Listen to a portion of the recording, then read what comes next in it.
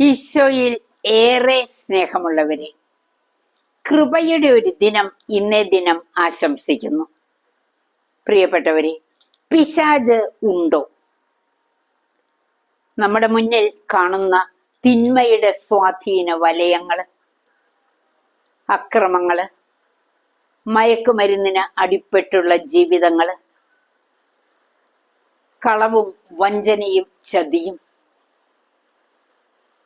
ബലാത്സംഗങ്ങള്, അതുപോലെ തന്നെ കുടുംബം തകർക്കുന്ന വ്യക്തി ബന്ധങ്ങള്, ഇങ്ങനെ പലതും ലോകത്തിൽ അഴിഞ്ഞാടുമ്പോൾ നാം മനസ്സിലാക്കുന്നു, വ്യക്തികൾ പലരിലും സാത്താൻ കുടികൊള്ളുന്നു.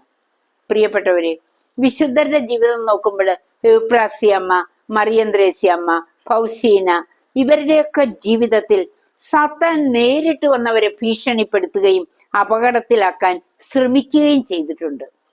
എൻ്റെ തന്നെ അനുഭവം പറഞ്ഞാൽ, കൗൺസിലിംഗ് വേളയില് ഈ വിശുദ്ധ കുരിശ് സ്പർശിക്കുമ്പോഴും വിശുദ്ധ വസ്തുക്കള് അവരുടെ മേൽ പതിക്കുമ്പോഴും ബഹിഷ്കരണ വചനങ്ങൾ ഉദ്ധരിക്കുമ്പോഴും പിശാച് ആ വ്യക്തിയെ തള്ളിയിട്ട് ഇറങ്ങി പോകുന്നത് കണ്ടിട്ടുണ്ട്.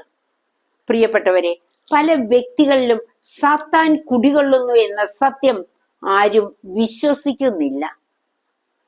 വാസ്തവത്തിൽ ഈ ലോകത്തില് ഇത്രമാത്രം തിന്മ നടമാടുന്നത്, ഇത്രമാത്രം ദൈവശിക്ഷ ഏറ്റുവാങ്ങുന്നത് സാത്താന്റെ തുറന്ന പ്രവർത്തനം മൂലമാണ്. നമുക്ക് എളിമയോടെ ദൈവസന്നിധിയിൽ വ്യാപരിക്കാം.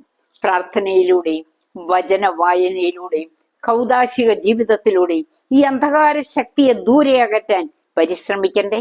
ദൈവം എല്ലാവരിലും കൃപ ചൊരിയട്ടെ. ആമേൻ.